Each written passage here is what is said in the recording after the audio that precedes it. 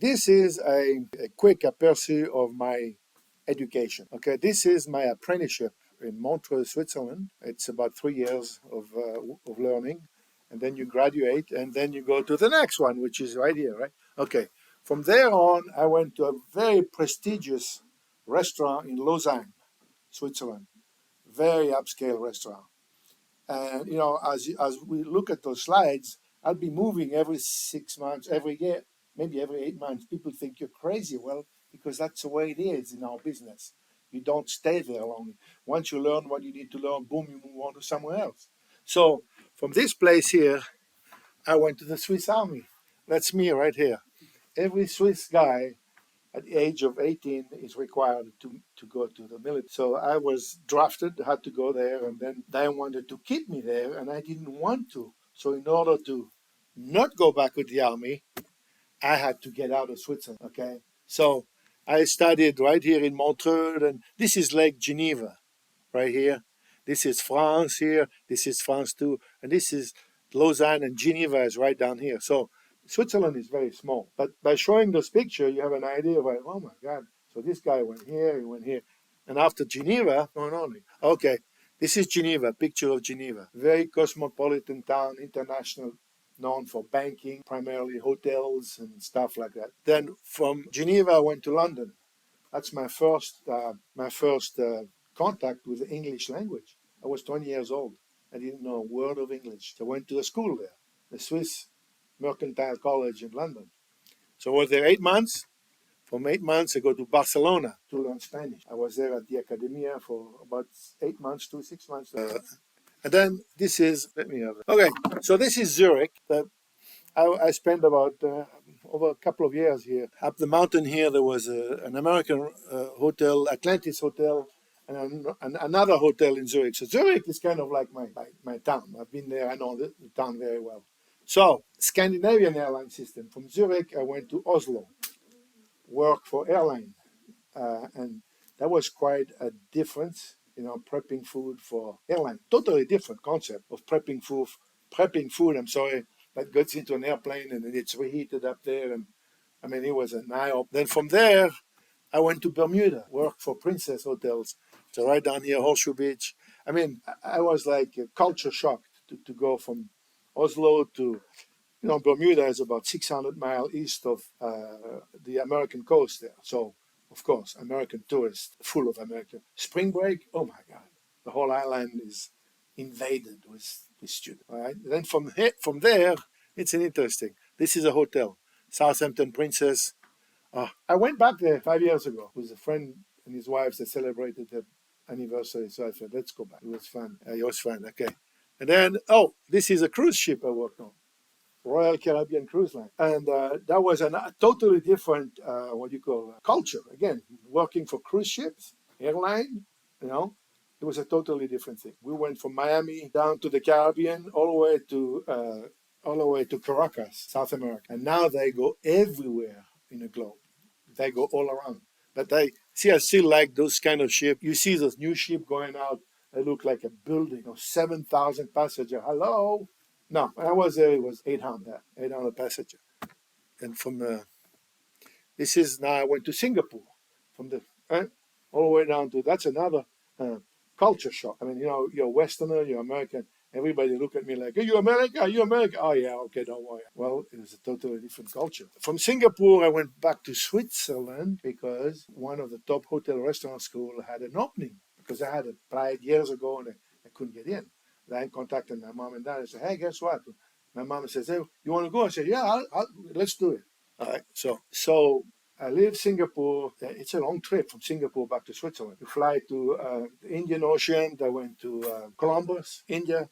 And then from India to French colony, Seychelles. See the next slide, you can see Seychelles Islands are right here. Then I flew to Nairobi and I took one of those. But it's funny, I was with two American GIs, 1975.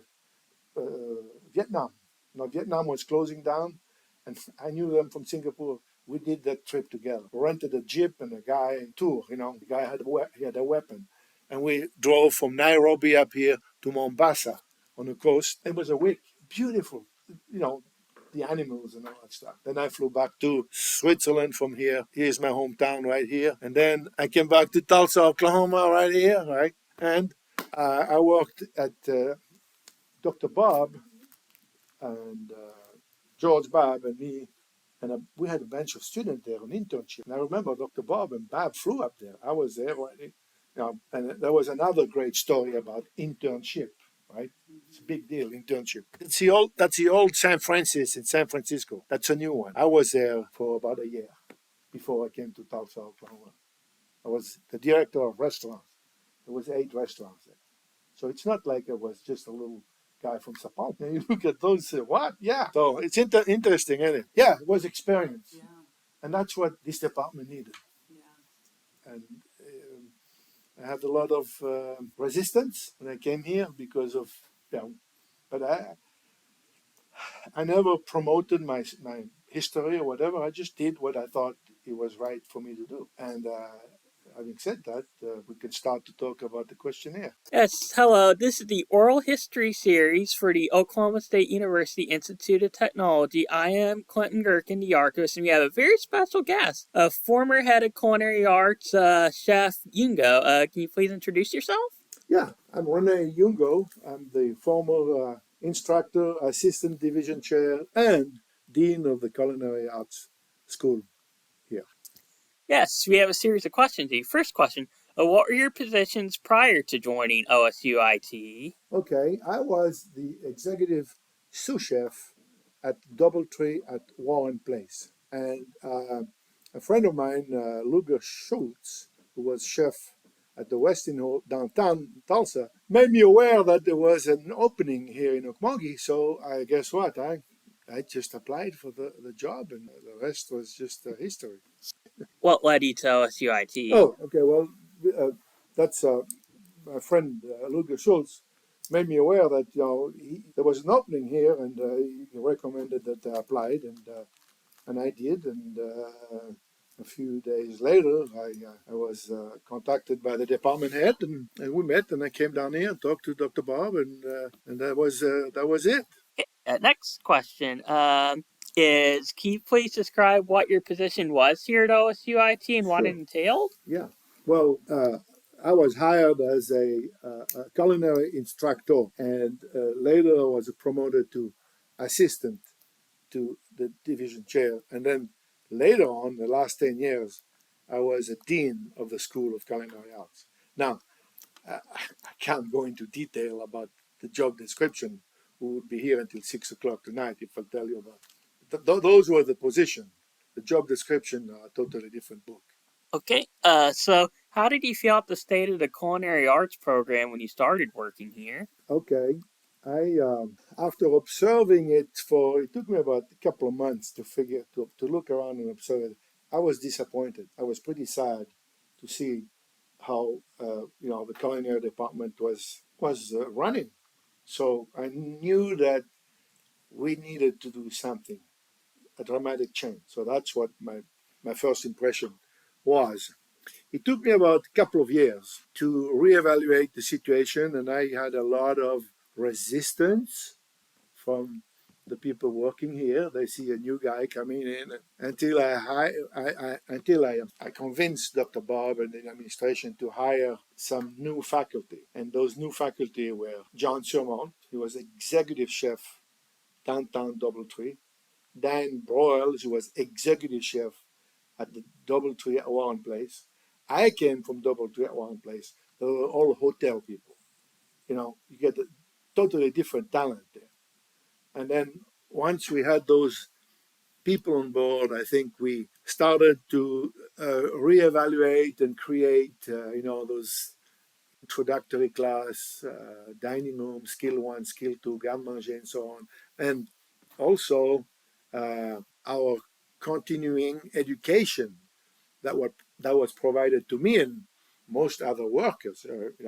We went to the Culinary Institute in New York, Johnson & Wales in Rhode Island, to see what they were doing, to see their curriculum. And then we brought some of the stuff back here, And I think another good one was when we joined the American Culinary Federation. There was already a chapter in Tulsa, but we needed to join them to boost up the students' dream and say, look, belong to a club, belong to an organization. So that went very well. That was very well. So, all right. Okay, so next question is, how has the culinary arts program changed during and throughout your tenure? Well, I think one of the first thing that I requested, so let's look at the mission statement. You're going to go to culinary arts program, okay? What is a law? What is a Bible? Well, the Bible is a mission statement. In the mission statement, it says, what are your primary objectives? To teach introductory basic culinary arts slash baking pastry, but basic introduction. So I think that sometimes from what I see now, you get classes in there at that level. Should they be? I think they should be more on the basic training, and that's where I'm going to leave it at. Otherwise, I'll step on some feet. Okay. Okay, so the next question is, I believe the culinary arts program was at one point, the program was called hospitality services. So do you know how and why the name changed? Yes, I think it was called hospitality services technology. What does it mean? It was strange to most people. What is it? Well, it's a confusion with OSU Stillwater. Everybody thought we were Stillwater. Stillwater said we were. Oh, no, it was confusing. We needed to separate ourselves from Stillwater. We needed to be culinary arts, and we became culinary arts. Once people thought, oh, okay, cooking, administrative in Stillwater, good, I'm going here. So that was a big mix up at the beginning. People didn't understand what it was. Hospitality services. Oh, we changed. I remember the faculty wearing orange jackets, and I told Dr. Bob and Dr. Bob, I said, look, you want to act like one, we need to look like one. So let's go into white jacket, checker pants like the chefs are. And they went for it. And I was like, wow, yeah, now we're moving. Very slowly, but we're moving up. All right. Okay. Excellent. I believe we used to have a dietetic technology program. Do you remember this program? Can you describe it? Yes, I remember it vividly, and I personally never get too close with dietitians. I call them Uh, keyboard technicians. The only thing they can do is to use a computer. Fantastic, great ability to talk and make presentation. But how I thought in my book, if you're a dietitian, you need to know how to cook. You need to show and convince me this food is better than this. They couldn't. They could not actually cook. And guess what? They died. The program went down the tube. People thought, well, there's some other stories. If you just take a 2000 level dietetic class versus a 4000 level, like you go to Stillwater, then you have a better option later on to join hospitals or whatever. All right. So that's why the dietetic didn't make it. And yeah, I'm still looking. Yeah. So the dietetic kind of died away. And then at that time, the baking program was also struggling. And I saw an opportunity there. But I was still a faculty. I was not an assistant. I was not the leader. I was just a good old faculty. But I went to Baba said, this is time to put the pedal to the metal. And we exploded. Culinary program took off but we had the right people. Dan Brohl, John Sermon, the new people, we had, 200 students, right? That was maybe a little too much, but the people were in place. We had the right teachers. And that's where that thing went crazy. Well, recruiting. I was recruiting. I created a class.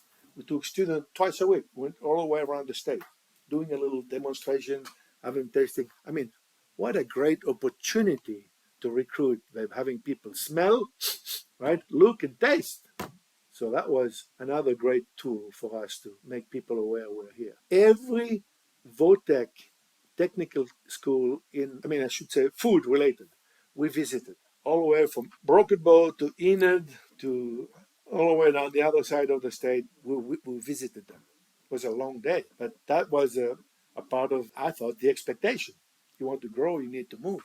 Okay, next question. How do you feel about the current state of the culinary arts program? Well, that's a tough one. I have to be very careful how I answer that. In my book, I've worked on cruise ships. I always had great relationship with the captain. I was a sailor myself. I sailed. The way I look at it right now, there is a ship without a captain. That's very clear, isn't it? There's a ship without a captain. Okay, next question. What famous chefs or culinary superstars have visited campus? How was their experience here? Well, let's see here. We had the term of superstars. I was never really enthused by superstars. I like to be down to earth. But we had some. We had once the executive chef from Disney World in Florida who came here. It was a great promotion for cooking, so it was great.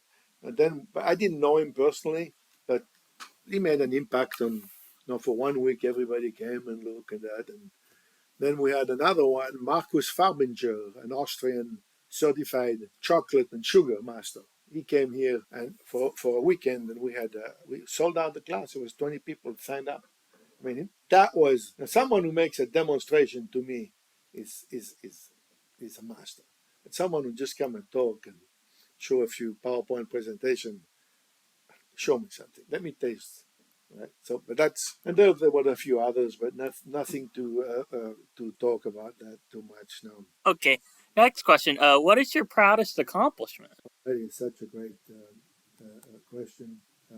I would answer by first of all thank the OSU system for having given me the opportunity to grow.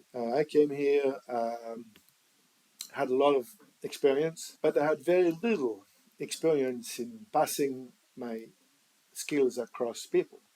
The learning skill. I didn't know that. I was pretty bad at it, screaming, But that was my motto. In a kitchen you can't speak, like in a church. You got to be hello. You have to get people's attention. Demo. People say, "What is he talking about?" Demo was demonstration. Everybody come over here, and then I'll show them, and I go back. And I think some of the accomplishment. Sometimes I look at the picture. I have a lot of picture. The one and only culinary apprenticeship program in the state we did. Here is a picture of Dr. Bob, also the Department of Labor. So that was something. I'm like, hey, chef, you're doing all right. I was only faculty, right? And then the next one here is the food show participation in Chicago at McCormick. Well, we went there. We didn't make it, like we didn't win a medal, but the experience of going there and to look at the student, and they were like, it was a great experience. And then another big one here is a picture of the PGA golf tournament in Tulsa, which were the huge things. So what happened, instead of having the classes here, we would have the classes on a golf course. I mean, they had big huge trucks. The kitchen was 3 semis lined to each other, and the student met in there, and it was hell on wheels. Okay, but those are accomplishments. And then this picture here, this is the first 100 years of Oklahoma. OSU. I'm sorry, first 100 years of OSU. Here's a Native American, me, Dr. Bob. So I also think that we did a lot of work with OSU Stillwater. Every time we went there for the Jimmy Carter Foundation fundraising, who did they call? They called us. We went up there numerous times. For Jimmy Carter, we went for OSU hotel restaurant fundraising as well. They called us. We went there. So it was and then needless to say, our relationship with the American Culinary Federation, the culinary, the CIA, Culinary Institute of America, and Johnson and Wales, that helped us. To promote what we were doing. Okay, next question. What were your biggest challenges? I think my biggest challenge again was the resistance. Where I came from, I was executive sous chef. The chef told me what to do, and I made sure the people below me did it. And if they didn't, well, things would hit the fan, right? So I couldn't do that here. I had to be a little more diplomatic. So that was a big challenge, And how did I handle that? Well, I had the connection in Tulsa. Lulke Schultz, chef at the West End. The other chefs at one place. So I would call them all the time and say, "What do you think?" So we had a great advisory board group who came here. They came here and they looked at it and made their report. And in the report, they were saying, "Look, we need to talk." So I have someone else doing what I was supposed to do, which was, hey, that's the way it is, right? All right. Yeah, I believe that's all the questions. So, do you have any closing remarks before we close it out? Well, I tell you what, the budget. Whenever I dealt with the budget, it was a constant struggle, and the reason was the budgets changed every semester. If a class had 30 students, or the next semester had 10, well, the budget went like up and down, and it was very difficult to convince the administration the budget needs to be adjusted according to the enrollment. Oh gosh, well, that was a struggle. That was a struggle. We were definitely under budget. Okay, the internship program was a huge program. The student used to go Aspen, Colorado, famous Homestead, Virginia, all the way to Bangkok, Thailand, and of course Tulsa, the summer club, and the White House. We even went there on a field trip to see my friend Roland Mesnier, who was a pastry chef. I think Dr. Bob was with us, and no, George Bob, yeah. So those are great stories. Hey, guess what? They went to the White House, right?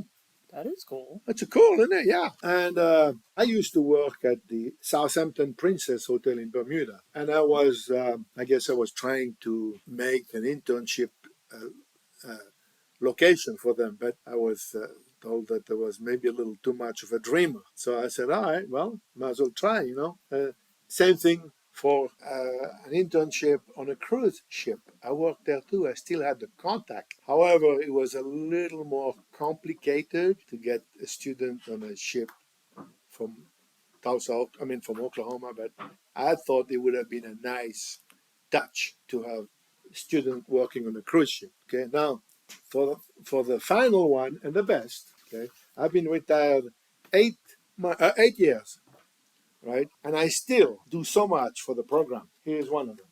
I teach cooking at the St. Francis Hospital, and if you look at this here, it says. Learn how to cook with Rene, retired Dean of School of Culinary Art, OSUIT. And I just completed the last class yesterday. And I do this in the summer. We're closed, but we'll reopen in the fall.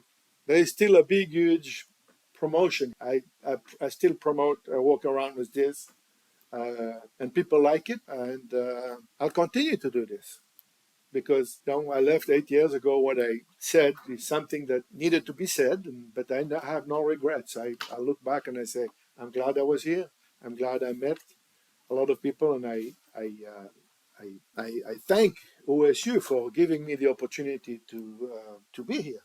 And also, in closing, I still have a lot of contact students who graduated from here 20 years ago. They're in business in Manford, the Stair Inn Steakhouse. In Peggs, Oklahoma, Oscar Trujillo. He has not one, he has two restaurants. And those are the kind of stories I think the department need to jump on and promote them and let people know, look what happened to those people. So I also it's amazing. I belong with a group of retired policemen. People ask me, what are you doing with the policemen? Well, they're old sailors. We used to belong to a sailing club in Uluga. And now I'm retired, I'm with them. And we visit schools in Tulsa. Hoover Elementary School, second grade, third grade, fourth grade. And we go in there and spend time with a student. So people introduce the policeman, and they say, oh, and by the way, this is a chef. It's from OSUIT of Okmulgee.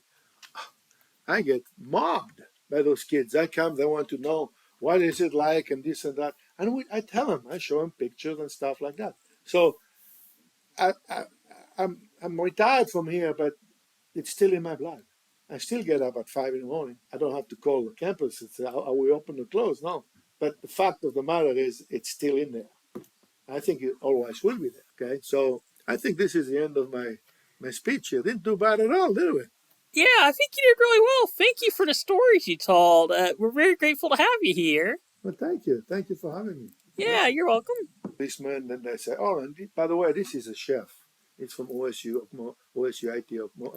Okmulgee. I get mobbed by those kids. I come, they want to know what is it like, and this and that. And I tell him, I show him pictures and stuff like that. So I'm retired from here, but it's still in my blood. I still get up at 5 in the morning. I don't have to call the campus and say, are we open or closed? No. But the fact of the matter is, it's still in there. I think it always will be there. Okay. So I think this is the end of my speech here. Didn't do bad at all, did we? Yeah, I think you did really well. Thank you for the stories you told. We're very grateful to have you here. Well, thank you. Thank you for having me. Yeah, you're welcome.